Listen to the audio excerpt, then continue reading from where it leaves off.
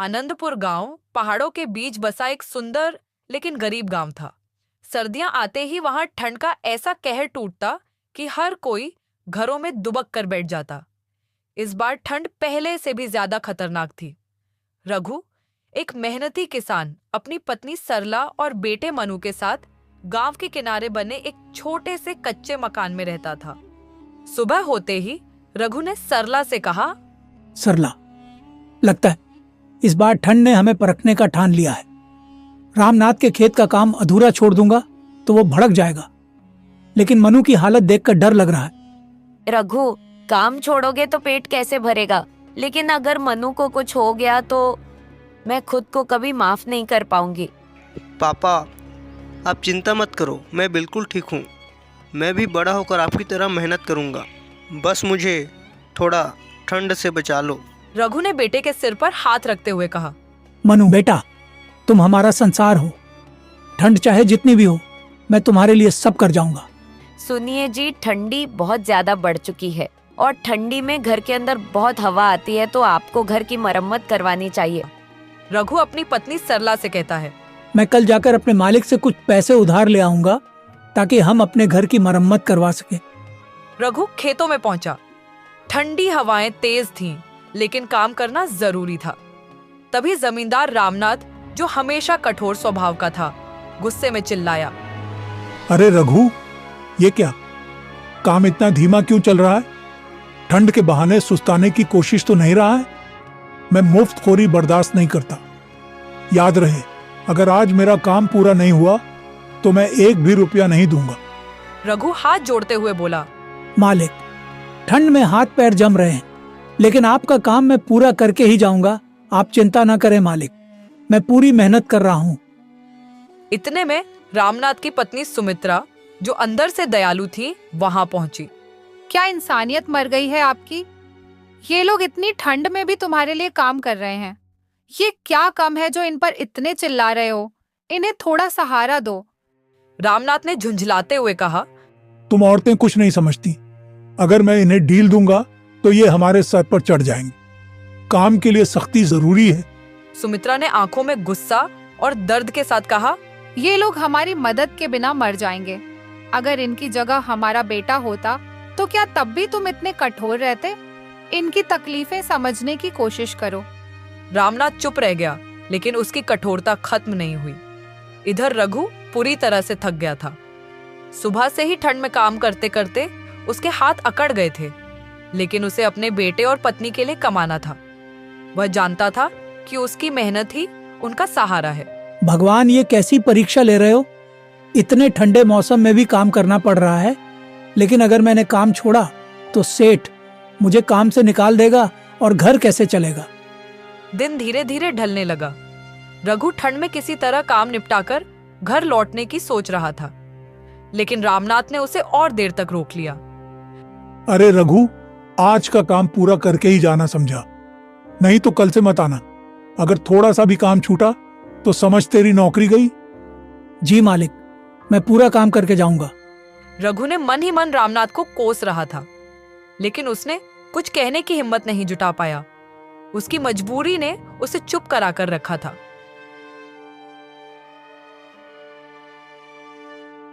जब रघु ने सारा काम कर लिया तो सेठ से बोला, मालिक, अब तो पूरा काम हो चुका है। हाँ ठीक है, अब तू घर जा सकता है। साहब जी, इस महीने ठंडी का मौसम बहुत ज्यादा ही बढ़ चुका है और मेरे घर की छत टूटी है, जिससे कि घर में हवा आती है, और अगर मैं जल्दी से उसे ठीक नहीं करवाया तो ठंडी में हम लोगों को बहुत दिक्कत हो जाएगी। मैं और मेरी पत्नी किसी तरह दिन काट लेंगे, लेकिन मेरा एक छोटा सा बेटा है, वह इतनी ठंडी में उस टूटी फूटी घर में नहीं रह पाएगा। अरे तो उसमें मैं क्या कर सकता हूँ? मालिक, आप मुझे थोड़े बहुत पैसे उधार दे देते तो मैं अपने छत की मरम्मत करवा लेता, और मैं दिन रात मजदूरी करके आपका सारा उधार चुका दूंगा साहब जी। अरे तूने अभी तो उतना काम भी नहीं किया है कि मैं तुझे उधार दे सकूं, और वैसे भी अभी मेरे पास पैसे नहीं हैं। रघु के लाख विनती करने पर भी उसका मालिक उसे पैसा नहीं देता है और रघु निराश होकर घर आ जाता है। उधर रघु जब घर पहुंचा तो सरला घबराई हुई बोली, देखिए जी, मनु की तबीयत और बिगड़ गई है, जल्दी से कुछ करो। रघु ने मनु को देखा तो उसकी बुखार बढ़ गया था। ठंड के कारण चेहरा लाल पड़ गया था। ये देखकर रघु चिंता में डूब गया। सरला, ऐसा लगता है कि ठंड अब बर्दाश्त के बाहर हो रही है। घर में अलाव जलाना जरूरी है, लेकिन लकड़ी कहाँ से लाऊं? रामनाथ ने आज इतनी देर तक काम कराया कि लकड़ियां लाने का समय ही नहीं मिला। मैंने सोचा था कि रामनाथ से कुछ मदद मांग लूंगा, लेकिन वो तो आज मुझ पर ही गुस्सा करने लगे। उन्होंने मेरी हालत तक नहीं देखी। रामनाथ जैसे लोगों को हमारी तकलीफों से क्या मतलब? उनके घर तो हमेशा गर्म रहते हैं। हम गरीब लोग जैसे तैसे ठंड में भी अपना पेट पालने की कोशिश करते हैं, लेकिन ये लोग हमें इंसान तक नहीं समझते। फिर सरला ने रसोई में जाकर कुछ सूखी घास और लकड़ियां इकट्ठा की जो उसने बचा कर रखी थी। रघु, मैं कुछ लकड़ियां और घास बचा कर रखी थी। इनसे ज्यादा देर तक आग नहीं जल पाएगी, लेकिन मनु को ठंड से थोड़ा आराम मिल जाएगा। जैसे तैसे करके सरला और रघु ने अलाव जलाए, जिससे उनके घर थोड़े गर्म हो सके। क्या ठाकुर आइन ने तुम्हारी कोई मदद नहीं की? वो तो आमतौर पर दयालु दिखाई पड़ती है। वह तो सेठ से हमेशा कहती है कि हम लोगों पर ज्यादा गुस्सा न करे, लेकिन रामनाथ कहाँ सुनता है। वह तो हम पर रौब जमाना चाहता है। हम लोगों की तो कोई इज्जत ही नहीं है। तो आपने उससे कुछ कहा क्यों नहीं? रामनाथ के गुस्से की वजह से मैं ज्यादा कुछ कहने की हिम्मत नहीं कर सका। वो मुझ पर चीखने लगे थे। अगर मैं कुछ बोल देता तो मुझे काम से निकाल देता। हमारी जिंदगी में हर जगह वही दिक्कत है। हम मेहनत करते हैं, पर लोग हमारी हालत देखकर भी आंखें फेर लेते हैं। ना जाने क्यों लोग हमसे इतना नफरत करते हैं। मनु अलाव के पास लेटा हुआ ठंड से कांपते हुए खास रहा था। सरला, लगता है मुझे और लकड़ी लाने की जरूरत है। इतनी लकड़ी रात भर नहीं जल पाएगा। कुछ भी करके जंगल से लकड़ियां लाने होंगे। अगर मनु को कुछ हो गया तो मैं खुद को कभी माफ नहीं कर पाऊंगा। इतनी ठंड में जंगल जाना खतरनाक है। वहाँ तुम्हें कुछ हो गया तो हम लोग क्या करेंगे? अगर मैंने हिम्मत नहीं दिखाई तो हम सब खत्म हो जाएंगे। तुम मनु का ध्यान रखना। मैं जल्दी लौटूंगा। तुम फिक्र मत करो, मुझे कुछ नहीं होगा। मैं जल्द ही लौटूंगा। सरला उसके पास बैठी रही। फिर रघु आधी रात को लकड़ी लाने के लिए जंगल की ओर निकल पड़ा। सरला की आंखें उसके पीछे तक लगी रहीं और उसका दिल दुआ कर रहा था कि रघु सही सलामत लौट आए। रघु ने पूरी रात ठंडी हवाओं का सामना करते हुए जंगल में लकड़ियां इकट्ठा करने पहुंच गया। ठंड मानो हजारों कील की तरह उसके शरीर को चुभ रही थी। उसने खुद से कहा, हे भगवान, मुझे हिम्मत दो। मेरा बेटा मेरी ताकत है। मैं उसे बचाने के लिए कुछ भी कर सकता हूँ। इधर अलाव की आग ठंडा होने लगा था।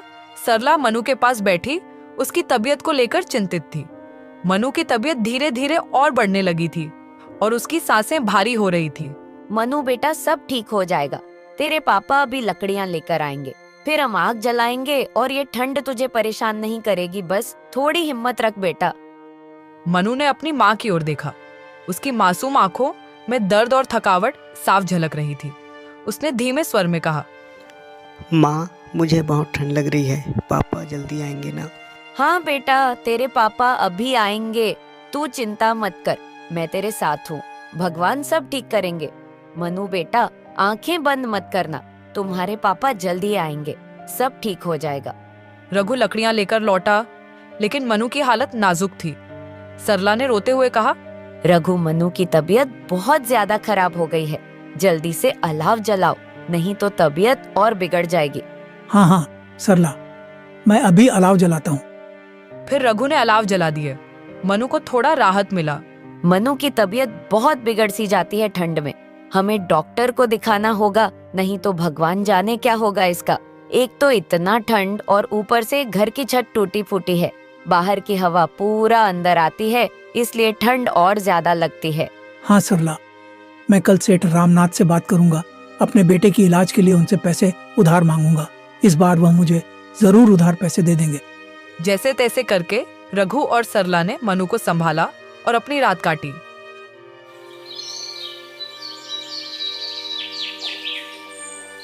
सुबह जब हुआ तो सरला ने रघु से बोल, जाइए जल्दी से सेठ रामनाथ से कुछ पैसे उधार लेकर आइए, हमें मनु को अस्पताल ले जाना जरूरी है, नहीं तो उसकी तबीयत और बिगड़ जाएगी।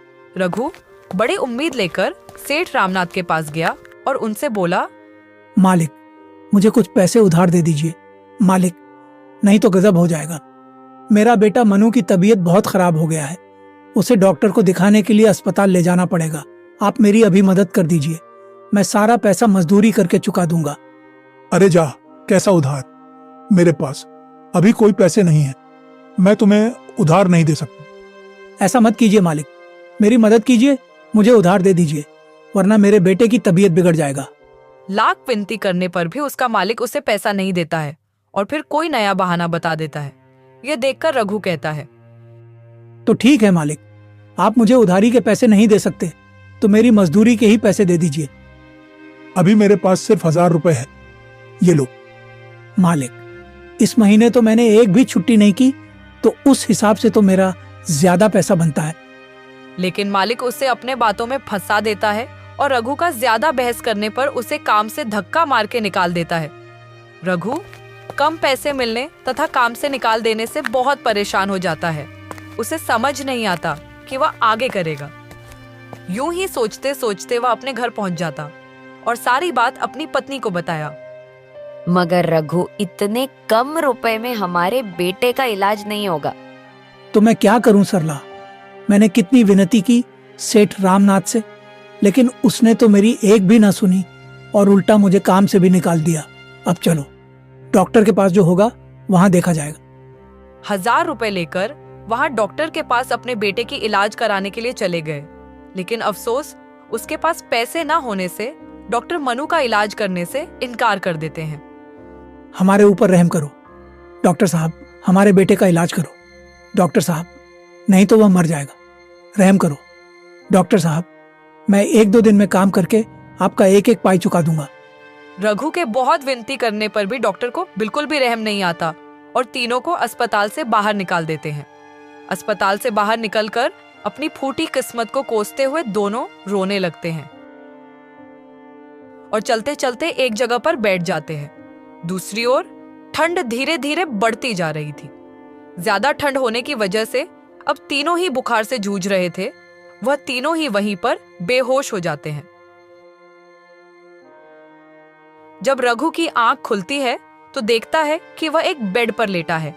यह देख रघु के मन में बहुत से सवाल आते हैं। अरे, मुझे अंदर किसने लाया और सरला और मनु कहाँ हैं? इतने में ही वह एक बुजुर्ग इंसान आता है।